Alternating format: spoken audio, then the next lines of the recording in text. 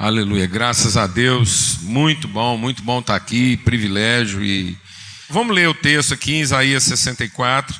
Eu queria ler todo o capítulo, a gente vai focar num ponto aqui, né? A proposta temática era: nossa justiça se tornou como trapo de imundície, né? O que está acontecendo quando se esperava uma coisa e veio outra coisa? O que está acontecendo? O que acontece, né? E não é só o que está acontecendo, o que acontece, às vezes historicamente, e quantas vezes mais a gente vai ser obrigado a repetir a história no seu pior. Será que a gente não pode aprender com a nossa própria história, de modo que a gente não tenha que se repetir no nosso pior? Amém, amados? Porque a gente olha para alguns exemplos clássicos da história da igreja e a gente vai vendo, por exemplo, que em alguns aspectos a gente vai se repetindo.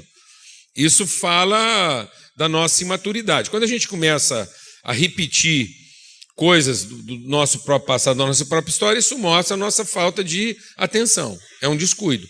Nós já não podemos mais alegar ignorância. A gente tem que alegar o quê? Descuido, imprudência, imaturidade. Então, o processo histórico não vai fazer com que a gente evite os erros próprios, às vezes consequência do processo, mas nós não temos que repeti-los historicamente. Nós podíamos estar vivendo outra problemática. Amém? A igreja brasileira podia estar envolvida com outra problemática, e não com algumas problemáticas que são históricas. Isso mostra nossa falta de maturidade, falta de atenção. E o texto vai mostrando para isso. Eu acho que é o que Deus quer da gente. Ele quer que a gente cresça. Já que é caminho, a vida cristã, o evangelho, é um balizamento de caminho, nós precisamos entender que o que Deus quer salvar é a nossa alma. Deus está trabalhando a salvação da alma. A salvação da alma é a salvação da consciência. Então, nós não temos que salvar a ambiência, nós temos que salvar a consciência. Então, tudo que a gente vive como igreja é no sentido de que a nossa consciência seja transformada, que no fim a igreja se apresente efetivamente como alguém de estatura perfeita, de consciência plena. Então, o texto aqui, né, de Isaías 64, diz assim: se fendesses os céus e descesses, se os montes tremessem na tua presença, como quando o fogo inflama os gravetos, como quando faz ferver as águas, para fazeres notório o teu nome aos teus adversários, de sorte que as nações tremessem da tua presença.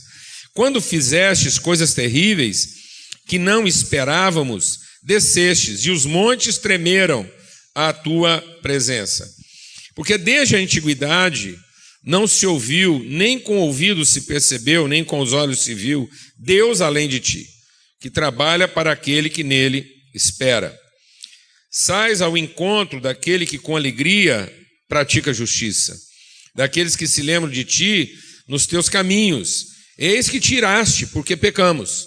Por muito tempo temos pecado, e havemos de ser salvos. Mas todos nós somos como o imundo, e todas as nossas justiças como trapo de imundície.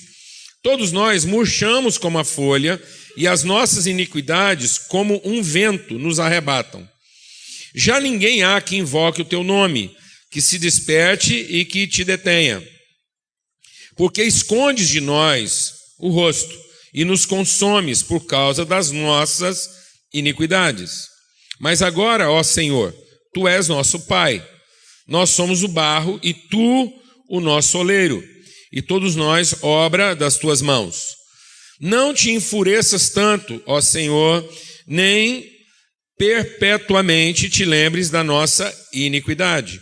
Olha, pois, nós te pedimos, todos nós somos o teu povo. As tuas santas cidades tornaram-se um deserto, Sião em ermo, Jerusalém está assolada, o nosso templo santo é glorioso, em que nossos pais te louvavam, foi queimado. Todas as nossas coisas preciosas se tornaram em ruínas.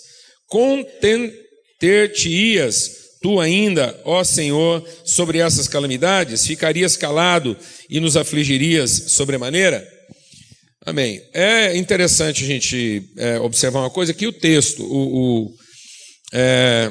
o texto do profeta Isaías é, assumidamente, né, o texto de perspectiva mais messiânica, né, de definição daquilo que é a natureza do Messias, do caráter do Redentor, do Messias de Deus, do Cristo.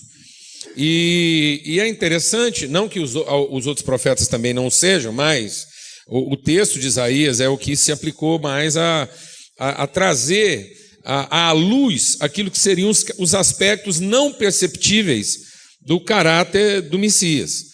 Ou seja, o Isaías está apontando para uma realidade que, se não fosse a exortação profética, a gente podia olhar para o Messias e não perceber que ele é o Messias. Então, ele é um profeta mesmo de caráter subjetivo. Ele não tem uma conotação profética tão óbvia, né? A exortação de Isaías, ela remete para uma reflexão bem mais profunda e não tão óbvia, ela não tem o confronto das realidades objetivas, porque ela quer tratar a natureza, a identidade, o caráter, a obra do Messias na sua totalidade. Eu nunca, não sei, eu vou falar da minha sensibilidade. Eu não teria respaldo técnico para falar isso. Mas talvez seja essa uma das razões que fez com que a comunicação do profeta Isaías tenha se dado de forma mais escrita do que oral. Talvez seja por isso que até os manuscritos sejam a parte da Bíblia, do Velho Testamento, mais preservada, mais antiga. Quem sabe não é por isso? Quem sabe isso não gerou no povo a ideia de preservar a coisa escrita para gerar uma reflexão mais profunda, mais intensa ao longo do tempo. Ou seja, é uma percepção, é uma leitura, é uma reflexão que vai exigir com que você olhe. Por quê? Porque as evidências não são tão evidentes, são de caráter mais subjetivo. Talvez, não sei, mas talvez os outros profetas pudessem ser comunicados de forma mais oral. E aí a gente não tem a preocupação da preservação da forma escrita como tiveram o respeito que existe lá pelos escritos, né, do Isaías, e a forma como isso foi preservado pelo povo, tanto é que são as porções bíblicas mais antigas na sua transcrição. E sem dúvida alguma, é o texto mais rico nesse aspecto da definição, da identidade, e é onde vai falando dessas coisas, né, do que está lá na intimidade, do coração de Deus, quem irá, um filho nos nasceu, né, se nos deu. Então, ele é o governo está sobre os seus ombros, ou seja, a perspectiva de um Messias que vem numa figura frágil. Isso era desafiador. Eu estou pensando num redentor, num cara que vai governar, mas ao mesmo tempo ele é apresentado como uma criança. Ele o Isaías que vai falar daquele broto, daquele rebento que nasce lá da raiz cortada de Jessé. Ou seja, quando todo mundo está achando que alguma coisa é de uma determinada forma, ela mostra toda a sua força e ela se revela de uma maneira surpreendente. Então é uma revelação surpreendente. E é onde Deus também está sempre exortando o povo a respeito dessa questão da religiosidade. Deus está lá, o texto é rico em dizer, olha, vocês amam, vocês gostam, vocês têm prazer, então vocês estão afeitos ao extraordinário de Deus. Então Isaías está sempre exortando o povo, dizendo, olha, vocês estão acostumados a experimentar o extraordinário de Deus, mas não entenderam ainda o recado. Então o texto de Isaías vai mostrando que o Messias, ele não vem para salvar nossa contingência. Cristo não é. Eu acho que a gente está errando a mão na questão do conceito de salvação. Porque a gente vai ficando com a ideia de que ele é o salvador de mim. Nós temos uma ideia de que Jesus veio me salvar. E Jesus não veio me salvar. Jesus não fez nada por mim. Ele não é meu salvador. Ele é salvador de nós. Ele é salvador de uma consciência, do entendimento, de uma percepção, e não da minha individualidade. Não há salvação para a minha individualidade. Há salvação para a alma, na perspectiva em que a alma ganha consciência do seu propósito no todo. Mas não há perspectiva de salvação para o indivíduo. Não há como ser salvo individualmente. E às vezes a gente ainda está entendendo esse Salvador como alguém que vem e resolve eu. Então Jesus não é salvador de eu. Jesus é matador de eu. Porque essa é a perdição da alma.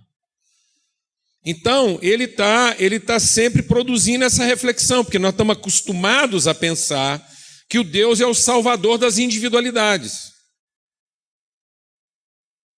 E Deus não é salvador das individualidades. A igreja está se tornando, de alguma forma, uma rave evangélica. O culto hoje é uma rave evangélica. Você sabe o que é rave? É aquele ajuntamento paranoico de gente lá que vai numa balada doida, alucinante, que se reúne num lugar para ficar lá assim, enebriado, extasiado de extraordinariedade. Você entra num ambiente onde tudo é extraordinário e você entra num cataclismo, assim, num movimento arrebatador dos sentidos. Por que a igreja evangélica está se tornando uma coisa parecida com uma rave? Por quê? Porque nós somos seres relacionais. O homem, ele é de natureza relacional, ele foi criado por um Deus relacional. Se nós somos uma imagem de uma semelhança, então é intrínseco da nossa natureza a relação.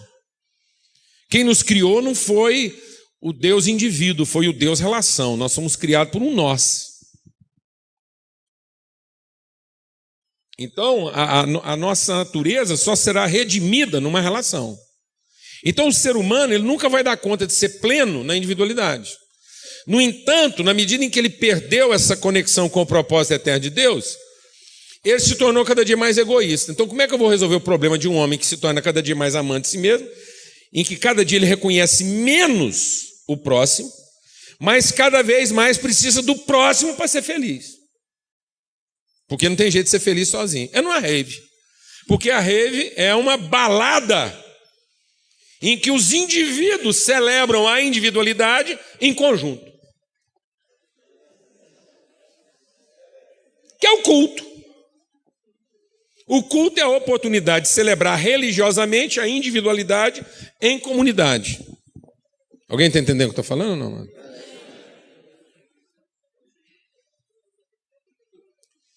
Aí a gente tem um estímulo extasiante de pensar que eu posso ser salvo porque eu estou no grupo,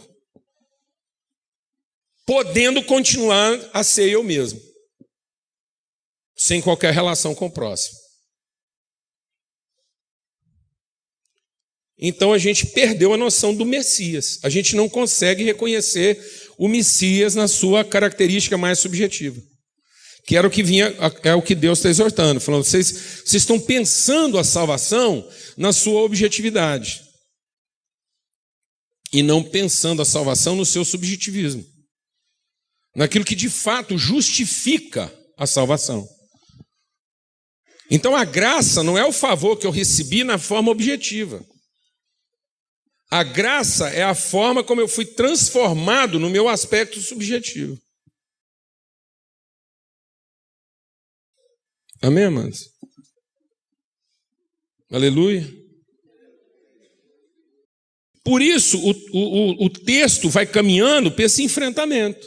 E aí a gente está quase acabando o profeta Isaías e ele ainda está bronqueado. Ele ainda está lá falando, escuta, como é que é? Como é que é esse negócio aí? Aquilo que deveria ser um propósito de justiça se transformou em quê? Em trapo de imundície. E ele fala assim, nós agora nos tornamos como folhas que murcham. E nos tornamos como um vento que arrebata. É interessante porque ele vai citar coisas aqui, ele vai falar de trapos que agora são caracterizados pela sua sujeira, e sendo que a promessa de Deus é que nós deveríamos pensar no pano, no tecido, como uma veste que traduzisse nossa pureza, e não que carregasse a nossa sujeira. Amém, amados? Então, nós deveríamos ser vestidos de santidade. E agora ele está dizendo que o nosso ato de justiça, ele não traduz uma roupa limpa. Ele traduz, o nosso ato de justiça, ele revela um pano sujo. A gente vai entender um pouco, talvez, por que disso. E a promessa de Deus é que a gente fosse o quê? Uma árvore cujas folhas não murcham. E agora a principal característica dessa árvore é que as suas folhas murcham. E aí ele está dizendo que aquilo que deveria caracterizar a nossa espiritualidade, que é o vento, o pneuma, o sopro, o movimento de Deus, que deveria produzir orientação, o vento sopra onde quer, você não sabe nem de onde vem, nem para onde ele vai, mas ouve a sua voz. Então esse vento deveria produzir o quê? Um movimento orientado. No entanto, ele está dizendo que esse vento está produzindo o quê? Um arrebatamento, um transtorno.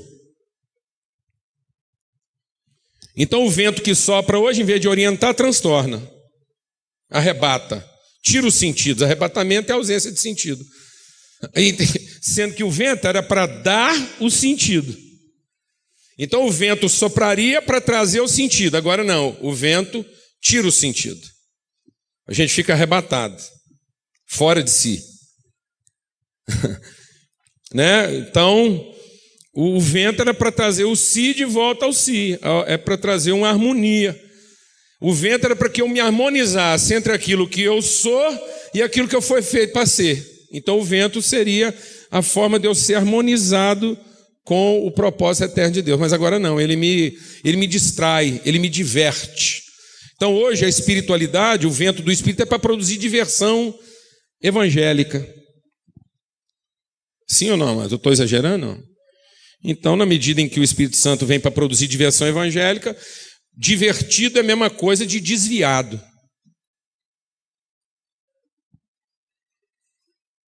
Quanto mais divertido o culto, quer dizer que mais desviado era o povo. Divertido é o que está na divergência. Não está harmonizado de forma séria com o propósito original. Não vê a vida na sua responsabilidade, vê a vida na sua distração, na sua divergência, no seu divertimento. Amém, amados? Então o Espírito Santo não era para premiar nossa reunião dizendo que, enfim, nós conseguimos ser entretidos por Deus. Então ele está dizendo então que o vento agora arrebata, a folha murcha e o pano fica sujo. O que aconteceu? Ele está apontando para um fato que é uma frustração. Algumas coisas que são promessas de Deus e que se daria no campo subjetivo, que só Deus poderia fazer isso, só Deus poderia colocar no mundo uma árvore cujas folhas não murcham. Que o vento, em vez de dispersar, orientaria. E o pano, em vez de traduzir a sujeira, traduziria a pureza. O que aconteceu? Quando ele fala de frustração, quando ele fala de uma coisa que podia ser de um jeito e está sendo de outro, ele está mencionando expectativa. Se há uma frustração é porque há uma expectativa. E a expectativa de quem? O que está sendo frustrado? É a expectativa de Deus? Não, Deus não está sendo frustrado nisso. Deus ainda é o Deus da árvore que não murcha. Deus ainda é o Deus do vento que orienta. Deus ainda é o Deus do pano que traduz pureza e santidade. Deus continua sendo o Deus das vestes gloriosas, das folhas sempre verdes e de um vento que leva a uma direção. Essa frustração, confessadamente, é nossa. Ora, se há uma frustração, é porque nós erramos na expectativa. Se a igreja hoje, ela se frustra, é porque ela passou a viver de expectativa. E talvez aqui valeria a pena a gente trabalhar um primeiro conceito subjetivo de entender por que aquilo que deveria traduzir justiça está se tornando trapo de imundícia. Por que uma folha que podia estar sempre verde está murchando? Por que os processos da igreja não são sustentáveis? Por que volta e meia a gente tem que lidar com essa sensação de falência? Por que a gente tem que trabalhar a viabilidade da igreja? Se é que a igreja tinha que ser trabalhada na sua viabilidade. Se tem uma coisa que já nasceu viável, é a igreja. Se tinha uma coisa que ninguém precisava estar trabalhando aqui, ninguém tinha que estar aqui lutando pela igreja. Ué, que negócio é esse? Qual o esforço que tem que ser empreendido em favor da igreja? Nenhum. A igreja é o corpo de Cristo, nós estamos fazendo o que para salvar Jesus? A igreja é o corpo de Cristo? Não é. Então, o que nós temos que fazer para salvar Cristo? Então tem alguma coisa atrapalhada com a gente. E por que está atrapalhado? Porque a gente começou a trabalhar em cima de expectativa e não de revelação. Por isso que Paulo, ao orar pela igreja em Éfeso, ele diz: eu oro para que sejam iluminados os olhos do vosso entendimento, para que vocês possam ser cheios de todo o espírito de sabedoria e de revelação, a fim de que vocês possam compreender, sendo iluminados no entendimento, ou seja, uma transformação de consciência, uma salvação da alma, de modo que meus olhos se abrem para aquilo que não é o aparente. Eu finalmente vejo a vida não por aquilo que é aparente. Eu tenho agora o entendimento, a clareza das coisas, e essa clareza me leva a entender quais são as riquezas da nossa vocação em Cristo. Eu passo a entender a vida pelo chamamento, pelo nome, pela identidade, e não pela expectativa que eu gero em relação a Deus. O nosso problema é que, como igreja, a gente deixou de atuar como expressão da nossa convicção e passamos a atuar como tradução da nossa expectativa em Deus. Há uma expectativa do que Deus fará. Sendo que toda expectativa não tinha que estar projetada para Deus, toda expectativa está em torno da igreja. A palavra de Deus diz que o mundo está sofrendo porque a grande frustração não deveria ser da igreja. Porque, no fundo, a maior frustração não é da igreja, a maior frustração é da sociedade que tem uma igreja ruim. Nós não tínhamos que estar aqui chorando pela igreja, a gente tem aqui chorando pela cidade.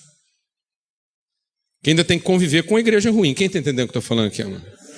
Porque a palavra de Deus diz que o mundo está gemendo e sofrendo na expectativa de que os filhos de Deus se revelem. Então, da onde vem essa frustração? Essa frustração vem da nossa iniquidade. E a iniquidade, nós precisamos meditar sobre a iniquidade, porque entender o pecado na sua natureza. Entender o pecado no seu aspecto subjetivo e não no seu aspecto objetivo. Porque se a gente não está entendendo a questão messiânica no seu subjetivismo, é porque também nós não estamos entendendo a vida cristã no seu subjetivismo, na transformação da consciência. Paulo diz: ninguém vai experimentar a vontade de Deus a não ser que seja transformado na sua consciência, no seu entendimento. Então nós incorporamos a ideia de que o pecado é o erro. A nossa frustração já começa daí, porque nós começamos a tratar o erro e não a tratar o entendimento. O pecado, amados, deixa Deus ministrar o seu coração. Vou falar devagar. O pecado não é a prática do erro. O pecado é a presunção do acerto.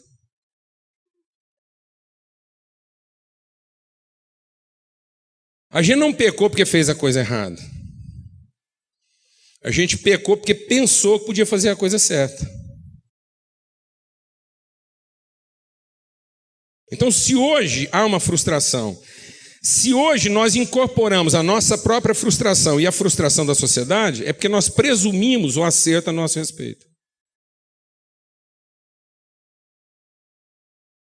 Há uma presunção nossa a respeito do acerto. A gente é muito presunçoso. Foi o que o Carlinhos confessou aqui. O que atrapalha a gente de conhecer o próximo? É a presunção. Ele chega lá na mulher pobre, ele já se acha o branco no meio dos índios. A hora que ele chega lá, ele tem a presunção de achar que ele vai trazer para ela o inédito. Chega um alcoolista lá e traz o inédito antes dele. Olha que frustração. Sério ou não? Não é isso? É o que Jesus está dizendo. Jesus está dizendo, amado, que nós começamos a achar que nós podíamos acertar. E que o nosso certo é suficiente. Nós não estamos preocupados em traduzir uma verdade. Nós estamos ocupados em alcançar nossos objetivos. E encontramos na fé a forma mais contundente de chegar onde a gente quer. Então isso se tornou uma confusão na nossa vida, porque nós estamos querendo um destino sem uma origem. Um destino sem uma origem é uma expectativa, é uma presunção, não é um caminho, não é uma trajetória. Por isso que Jesus, ele não é o meu alfa, aliás, ele não é o meu ômega, ele é meu alfa e ômega. Jesus não é o fim da minha fé, ele é o princípio da minha fé. De modo que o nosso pior pecado, amados, o nosso pecado não é querer Deus, não querer Deus. O nosso pecado não é não querer Deus, o nosso pecado não é abdicar de Deus. O nosso pecado é não ouvir Deus no princípio.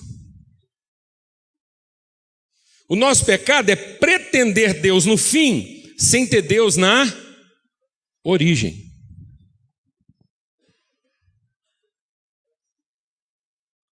Deus se tornou a pior presunção evangélica.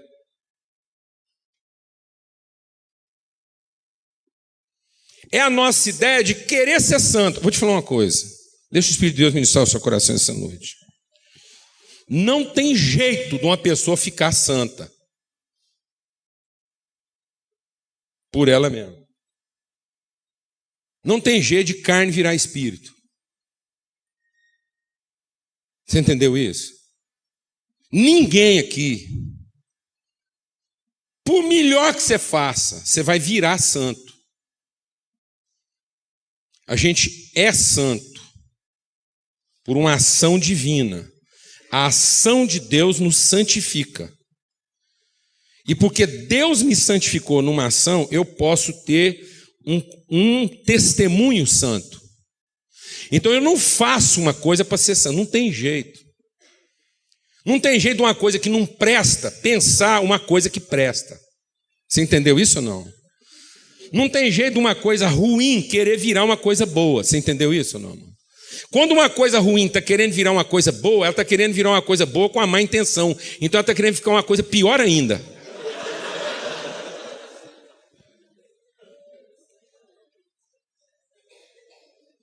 Então o sagrado não pode ser uma pretensão. O sagrado é uma constatação, é uma fé, é uma certeza. O Lúcifer virou Satanás porque quis virar santo. Entendeu isso? O Lúcifer estava lá. Aí ele olhou para Deus e falou assim: eu quero ser santo igual a Deus. Virou Satanás. Porque não tem jeito. Então a minha santidade não é para eu virar santo. A santidade é para que eu consiga santificar alguém. Assim como a santidade de Deus me santificou. Glória a Deus, amados. Então, na medida que eu tornei a minha santidade, tornei as coisas de Deus uma pretensão, isso sacramentou, isso tornou sagrado para mim a minha iniquidade. Então nós fizemos a nossa iniquidade o nosso sagrado. Nós nos tornamos presunçosos do bem. Nós temos a presunção de que vamos fazer a coisa certa. E isso está nos tornando pior do que um pecador básico. Jesus alertou para esse estado. Ele disse assim: vocês vão começar a fazer missões, vocês vão sair do país que vocês moram e vão atravessar o oceano para fazer missões, para formar um prosélito. Ensinar para o cara que se ele fizer a coisa certa, ele vai ser aceito. Vocês estão fazendo missões para mudar o povo de religião. E o tipo de gente que vocês estão formando é pior de ser evangelizado. É difícil evangelizar esse povo depois. Porque o estado que vocês deixam ele é pior do que o estado original. Porque antes ele era um praticante do erro. Ele era um ignorante. Agora ele é um presunçoso. Estão me entendendo isso aqui ou não, mano? Porque a gente foi lá e cooptou um adepto das nossas práticas, achando que isso salvaria a gente, porque a gente estaria fazendo a coisa boa para o outro. Isso faria de mim alguém santo. Não, amados. Eu não tenho que atravessar o mar para eu ficar mais santo. Eu atravesso o mar porque é isso que um santo faz para ir lá santificar o outro. Glória a Deus, irmão. Aleluia, irmão. Então, nós estamos vivendo essa frustração. Se aquilo que nós... Alguém perguntou alguma coisa? Se aquilo que nós fazemos não tem uma origem santa, isso nunca será santo. Só é santo aquilo que tem origem santa. Paulo falou isso aos Romanos. Ele diz o quê? Se as raízes é santa, os ramos o são. Se as primícias são santas, toda a massa o é. Então não tem como uma coisa ficar santa a partir de algo indigno. Essa ideia de subir é a nossa pior presunção de acerto. Nós temos a espiritualidade hoje de quem quer subir. Estão me entendendo isso ou não? Essa ideia de que o meu espírito será arrebatado para coisas mais elevadas. Não, amado, gente de mente mais elevada, transformada, gente de cabeça santificada, consegue pensar coisas mais ordinárias. Aleluia, irmão? Glória a Deus. Amém? Gente santa consegue pensar coisas medíocres. Aleluia, irmão? Gente que fica procurando assim arrebatamento é gente carnal que quer ser elevado.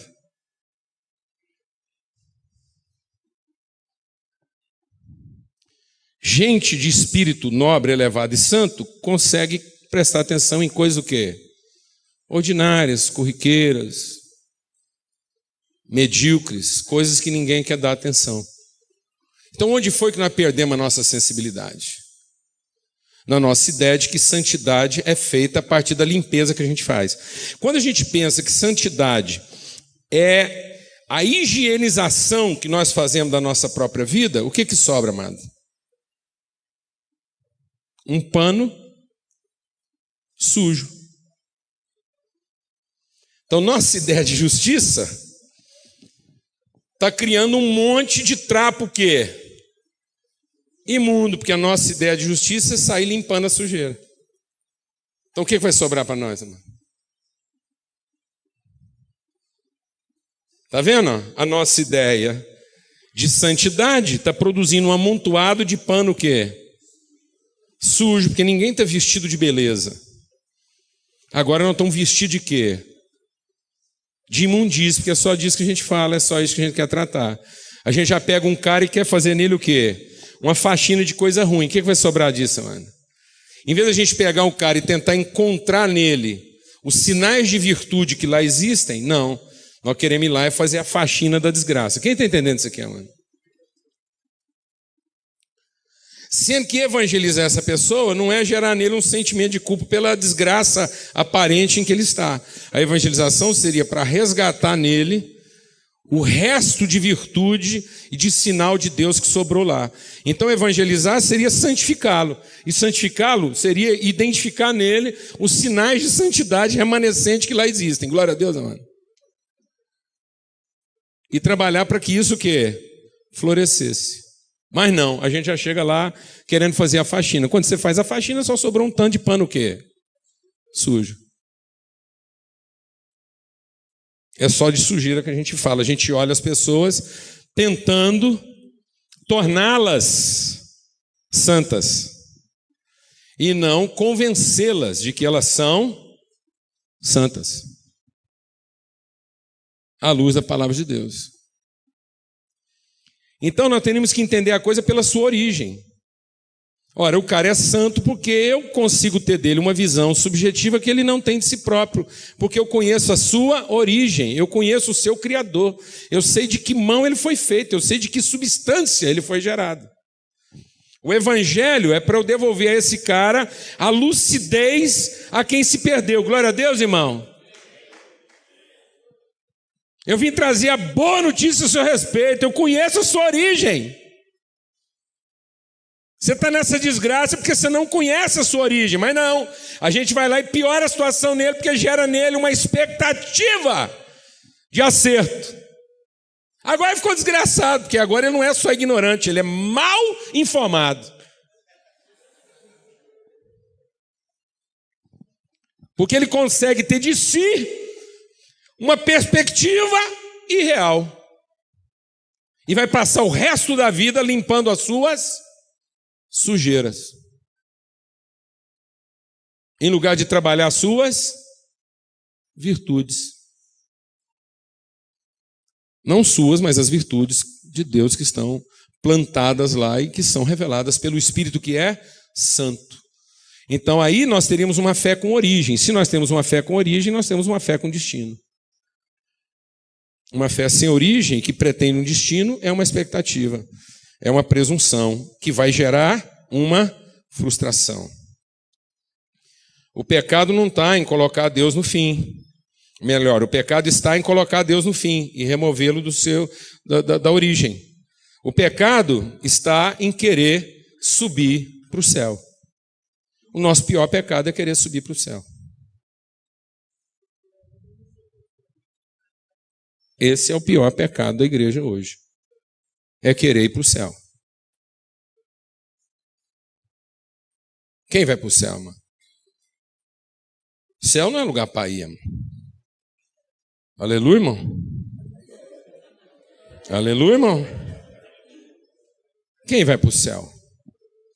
Se nós somos o corpo de Cristo, nós não vamos para o céu.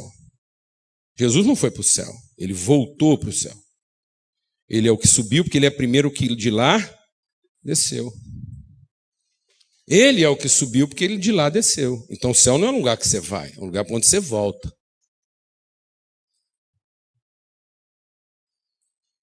Assim como ninguém vai para o inferno. Quem vai para o inferno? Quem vai para o inferno? Onde a gente inventou uma terceira via. A gente inventou uma terceira via, que é o seguinte: você prega para o cara para ele resolver, você vai para o céu ou você vai para o inferno. Então me fala, onde ele está agora, que ele não... que não é nenhuma coisa nenhuma. Onde esse cara está agora? Assim, você fala para ele, ó, você tem que aceitar Jesus, se aceitar você vai para o céu, se não aceitar você vai para o inferno. Então onde ele está agora? Ele está num lugar que, dependendo do que ele está vendo por ele, ele fala, não, eu não quero ir para lugar nenhum, não. Se Deus não se incomodar, se eu puder ficar onde é que eu estou, vou incomodar ninguém. Não, amados. O inferno é onde tudo está por falta de revelação. O mundo jaz no maligno. Amém, amados? Depois, o inferno vai para o lago de fogo. Aí sim, o lago de fogo é um lugar para onde o povo vai, que não está lá ainda. Por enquanto. Então, o que acontece? O inferno é o quê? É falta de revelação, é falta de entendimento, é falta de luz, é viver em trevas, é estar dominado pelo maligno.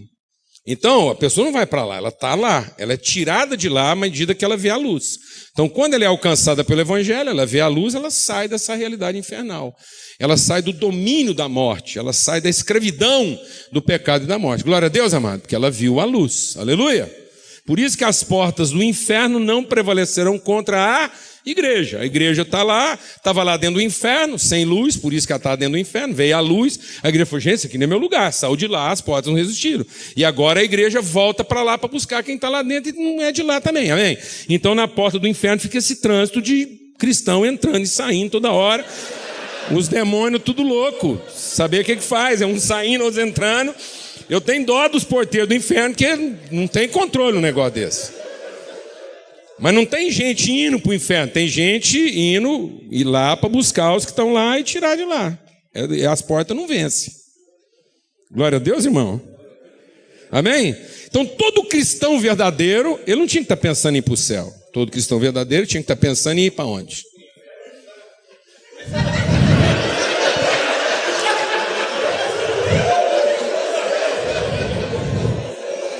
Então a missão de todo cristão era ir para onde? Para o inferno. descer nas partes mais baixas, iluminar os que estão lá no inferno e tirar de lá o máximo de gente possível antes que tudo isso seja lançado onde? No lago de fogo. Então, a missão do cristão não era ir para o céu. O cristão não tinha que estar preocupado em ir para o céu. O céu é o lugar para onde a gente volta quando termina o serviço. Glória a Deus, não. Terminou o serviço, a gente volta para lá.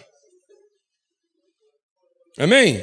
E fica essa baboseira, essa conversa fiada, porque, quero ir para o céu. Quer mesmo, irmão? Então tá bom, é só uma semana. Mas não, Deus é um pai que todo mundo ama, mas não quer encontrar. Basta ter a boa notícia que está com a doença terminal, já pega, põe a igreja para rezar, juntar tudo e clamar por libertação. Está vendo? Então nós não estamos lidando com aquilo que é o aspecto subjetivo, a nossa consciência não está transformada. Nós estamos usando a fé para salvar quem, amados? A nós mesmos. Sendo que a gente devia estar empenhado em ir aonde agora? Nesse momento, a gente ia sair daqui pensando em ir aonde, amados? No inferno. Para tirar de lá de dentro o maior de gente não possível, porque não são de lá. As portas do inferno não prevalecem. E quando a gente terminar esse serviço, volta todo mundo para casa. Glória a Deus. Agora, então aquilo que deveria ser um ato de justiça se tornou na nossa pior sujeira.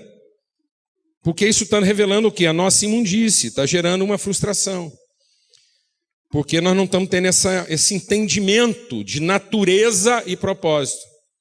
E aí o texto vai falar do que é o verdadeiro arrependimento. O verdadeiro arrependimento é Deus é Pai. Então agora, beleza, então isso é arrependimento, Deus é Pai. Ele é o oleiro. Isso quer dizer que Deus não é salvador do vaso. O texto está dizendo que a salvação está em reconhecer que nós somos barro e não vaso.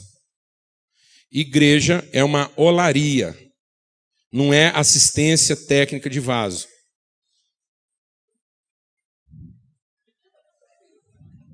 Amém, mano? Igreja não é um lugar que a gente traz o vaso quebrado para Deus consertar. Isso é do Satanás. Satanás é que fica dando assistência técnica em vaso. Igreja é olaria. Você entrou aqui, Deus pega, amassa, arrebenta com tudo, acaba. Não, amassa tudo, volta a massa aqui, eu modelo agora, vou fazer do jeito que tem que ser. Isso é ser devolvido à origem. Isso é ser resgatado dessa presunção do acerto. Nós estamos com uma ideia aqui de que Deus vai salvar o vaso, vai consertar o vaso, está quebrado, Deus remenda aqui, conserta ali. Bobagem, mano. Isso é conversa. Isso é só para adiar a sua frustração, para você continuar vivendo as suas expectativas. O texto é claro. O texto é claro. Tu és o oleiro e nós não somos o vaso, nós somos o barro. A coisa tem que ser acertada na origem. A coisa tem que ser acertada conosco na origem. É na manipulação de Deus. Não é a forma como nós usamos a nossa espiritualidade para manipular Deus. É a forma como nós entendemos que a verdadeira espiritualidade está em como Deus nos manipula. Temos que voltar a ser um povo que Deus manipula. Deus mexe com cordéis. Sem crise, meu. Deus manipula a gente. Mexe com cordéis. Ou Ele é Deus e Senhor da nossa existência, ou a gente finalmente entende que é um plano ao qual eu me submeto. Ou Ele não é Deus.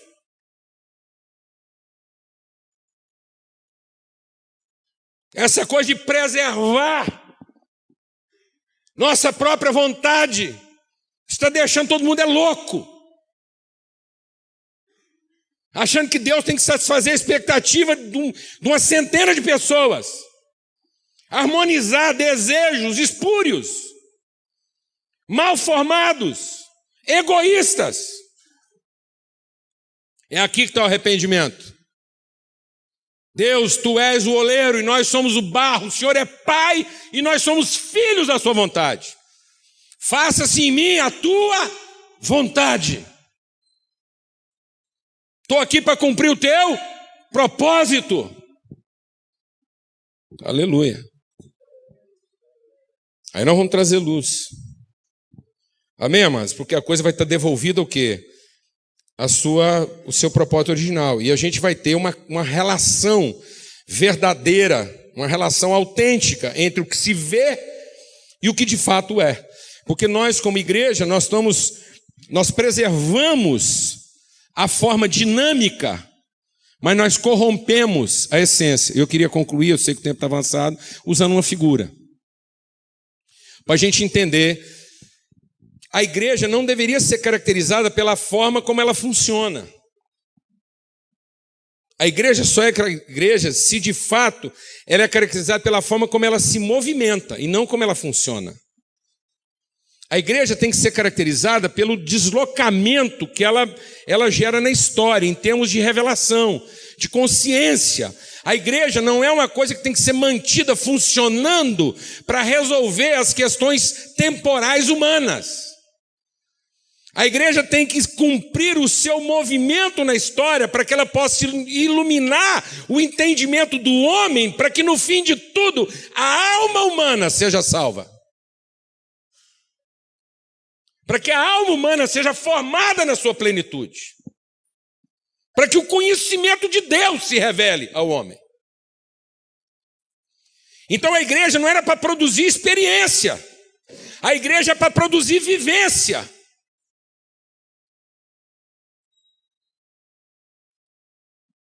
Dez leprosos tiveram uma experiência com Jesus. E daí? Se só um transformou isso em vivência. O que quer dizer que alguém teve uma experiência com Jesus? Satanás tem experiência com Deus todo dia e não converte. Se tem um cara que tem experiência com Deus o tempo todo, é o diabo. Vai falar de experiência com Deus, ele vai falar para você, eu tive uma experiência com Deus hoje, e daí?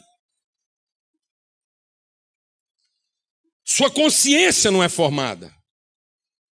Seu entendimento não é transformado. O ser não é construído. A igreja, amados, é para a edificação do homem, para a construção da pessoa, para a transformação da consciência, e não para a produção de experiências. Então a igreja não tem que se manter funcionando, a igreja tem que se manter movimentando. Ela tem que, ao fim da sua vida e da sua existência, cumprir uma trajetória. Por isso que Jesus fala, assim é todo aquele que é nascido do Espírito. O vento sopra onde quer. Você não sabe de onde ele vem, nem para onde ele vai. O segredo está em você ter a sensibilidade de ser guiado pelo Espírito a cada momento da sua história, da sua trajetória. Então eu queria usar o exemplo do ventilador e do moinho. Aqui no Nordeste, de vez em quando, você acha um moinho por aí, né? Sabe o que é o moinho? Papa-vento, cata-vento. Aquela figura da criança lá do cata-vento, certo? Então eu tenho um cata-vento e um ventilador. Estruturalmente falando, objetivamente falando, parece o quê? Mesma coisa, você olha para um ventilador e você olha para um catavento, e quando eles estão funcionando, você fala a mesma coisa. Totalmente diferente. Eles são opostamente diferentes um do outro. No seu aspecto objetivo, eles são a mesma coisa. Então, você saber o que é a igreja do que não é a igreja, objetivamente, é muito difícil. Não dá para saber. Agora, qual é a diferença básica? O ventilador é uma estrutura mecânica que consome trabalho e energia e produz vento.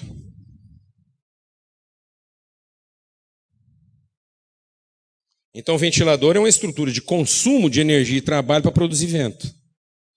Isso se chama religião. É a forma como você consegue escravizar a capacidade de trabalho e de energia humana para produzir espiritualidade. Onde você trabalha o aspecto da funcionalidade, da viabilidade. Agora, o que é um papa-vento, um moinho? Um papa-vento é uma estrutura sustentável. Que ela capta o vento, ela acompanha o movimento do vento, ela absorve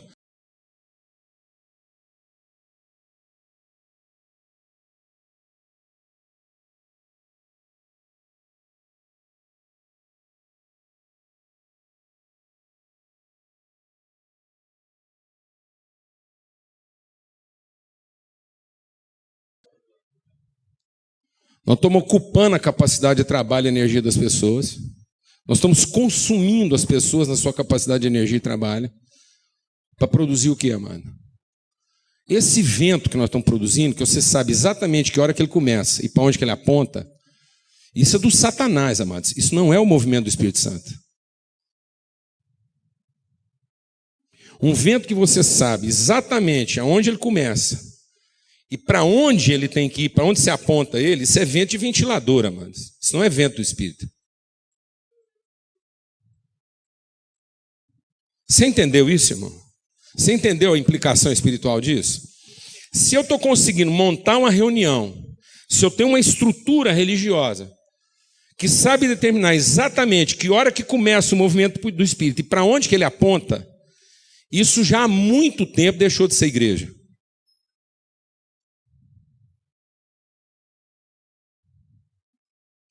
Porque a característica básica do Espírito é: você não sabe de onde ele vem, nem para onde ele vai.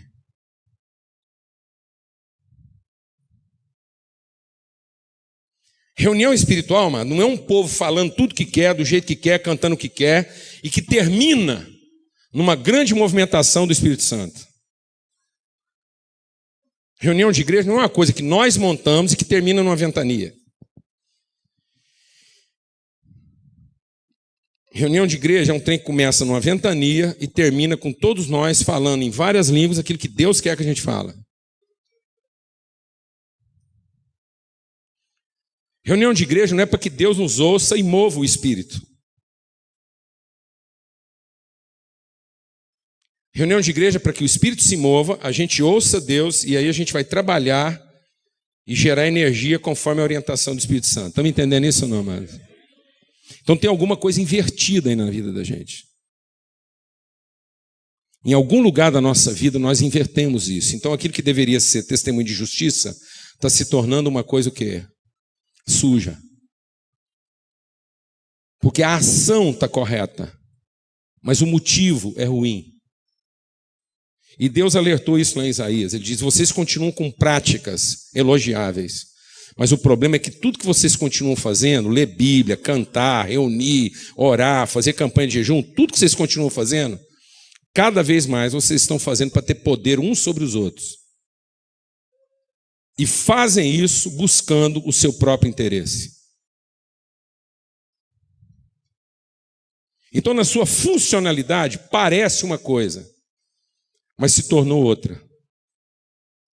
Por isso que a gente tem que gastar tanto tempo em tornar a igreja viável.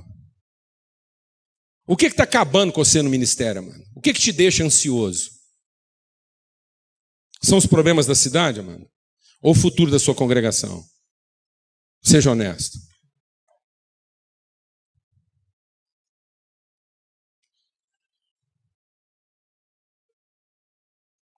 Quem disse que eu tinha que preocupar com a viabilidade da igreja?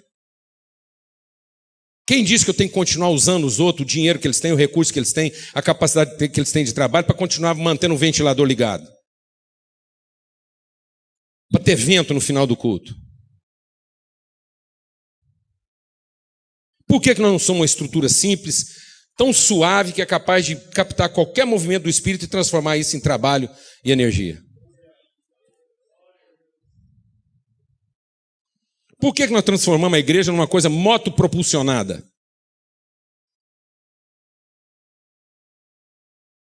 Porque não ouvimos mais o Espírito. Como é que deveria começar uma reunião espiritual? Se a gente quer copiar o Pentecoste, uma reunião espiritual começaria com todo mundo sentado, calado, e ninguém falava nada até o vento soprar. Glória a Deus, irmão. Até que, de repente, do alto se ouvisse um som. E por que não é assim mais, amados? Por que nós não temos essa paciência? Por que nós queremos produzir o movimento do Espírito? Então não é Espírito, porque o Espírito sopra onde quer. Ninguém sabe de onde ele vem. E nem para onde ele vai. É isso que deveria estar orientando nossos ministérios. Vamos ter uma palavra de oração. Nós somos profundamente desafiados aqui essa noite. Porque, na verdade, uma das coisas que marcou muito a palavra do Carlinhos aqui foi que nós estamos perdendo a sensibilidade. A verdade é que a nossa presunção do acerto está fazendo a gente perder a sensibilidade.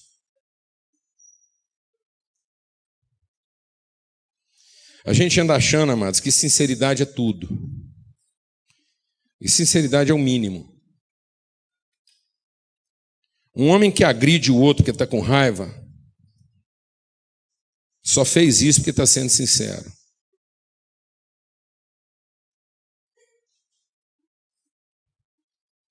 Não é sinceridade que caracteriza os movimentos do Espírito. Satanás está indo para o lago de fogo e enxofre, sinceramente irritado.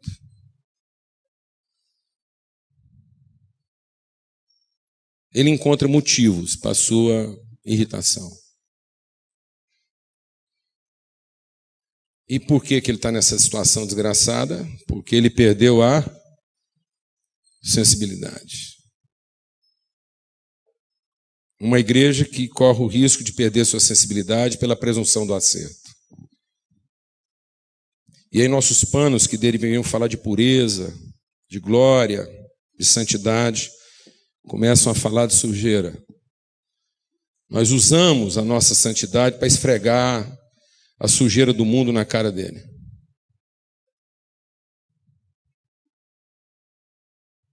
Fazer faxina religiosa. Achando que isso nos tornará santos. O que é nascido da carne é carne. Há um texto lá em Isaías que diz assim: nós gememos, nosso ventre se dilatou, a gente sentiu cólica, contração, e quando a gente pensava que aquilo era uma gravidez e que a gente ia dar à luz, a gente deu foi um pum, foi um flato. Aquilo era uma indigestão, não era uma gravidez. Nós estamos sofrendo a indigestão dos nossos apetites, da nossa avidez, do nosso ensimesmamento. Nós estamos sofrendo as consequências de ter invertido o sentido das coisas. Deixar de ser esse moinho, catavento, para ser esse ventilador.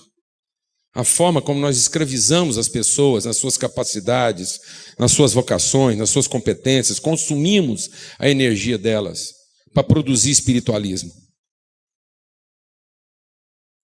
Para produzir algo que nos divirta.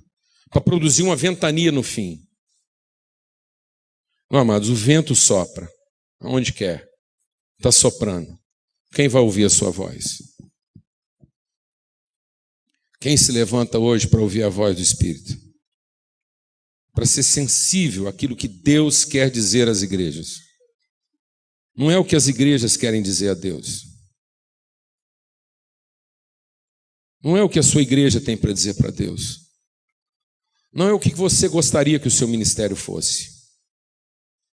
É o que Deus está querendo dizer a você e o que Ele quer dizer a você, o que Ele quer que você seja. Amém? Fala com Deus e agora. Vamos ter um tempo de oração.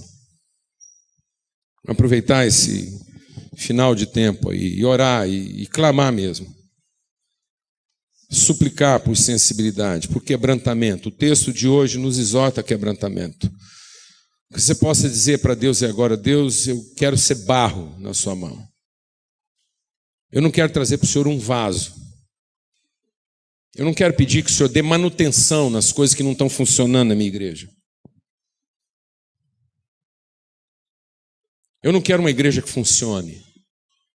Eu quero uma igreja que se movimente. Eu não quero olhar para o meu ministério e me contentar com o fato de que está tudo funcionando. Eu quero saber se isso está caminhando dentro do seu propósito. Deus de misericórdia, Senhor da luz, o Senhor é o Pai das luzes. É do Senhor que vem revelação.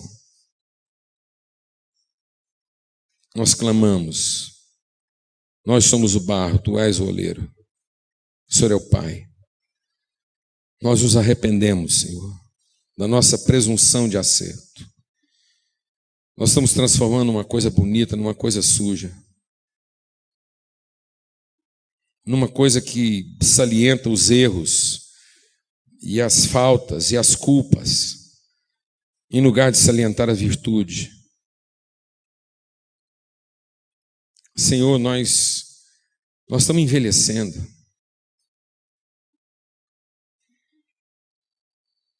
Tem muita coisa murchando. Tem muita coisa que vai se acabar diante dos nossos olhos antes que a gente morra. Senhor, há uma ventania arrebatando pessoas. Nossos ventos são artificiais, são ventos de confusão, são ventos de alucinação. Deixam as pessoas loucas, envaidecidas, embriagadas. Não é o vento suave do teu espírito que nos alinha, que nos harmoniza. Esse vento que está soprando, ó Deus, ele está colocando uns contra os outros. Isso não vem do Senhor. O teu vento é doce, ele harmoniza. Ele traz revelação daquilo que é o propósito eterno do Senhor. Ele nos mostra a direção. Nós não queremos o arrebatamento, Senhor, nós queremos a direção. Nós queremos os olhos iluminados, os pés orientados, nós queremos a luz para o caminho, a lâmpada para os pés. O Espírito do Senhor é dizer, esse é o caminho, andai nele, sem desviar nem para a direita nem para a esquerda. Nós queremos descer, nós queremos ir às partes mais baixas da terra. Nós queremos encontrar nossos irmãos no inferno e trazê-los de lá, em nome de Cristo Jesus. Pelo sangue do Cordeiro, o vento do Senhor nos leva às partes mais baixas da terra. Os ventos humanos querem nos fazer subir, mas o vento do Senhor quer nos fazer descer. Em nome de Cristo Jesus, ó Pai. Amém.